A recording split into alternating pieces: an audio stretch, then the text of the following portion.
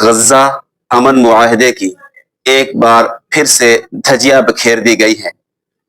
Trump کی زیر نگرانی جو معاہدہ اسرائیل اور غزہ کے درمیان طے پایا تھا، ایک بار پھر پاؤں کی ٹھوکر پہ رکھ کے اس کو بکھیر دیا گیا ہے۔ یہ ٹرمپ کی اس امن معاہدے پر ایک بہت بڑا سوالیہ نشان ہے۔ غزہ میں مختلف مقامات پر پھر بمباری ہوئی ہے اور کئی ماؤں کے لختے جگر پھر اللہ کے دربار میں حاضر ہو گئے ہیں۔ اس موقع پر امید کرتے ہیں ٹرمپ اور جتنے ممالک اس امن معاہدے میں شامل تھے ضرور اس بارے میں ایکشن لیں گے اور دیکھیں گے یہ خلاف ورزی کہاں سے اور کیوں کر ہوئی ہے۔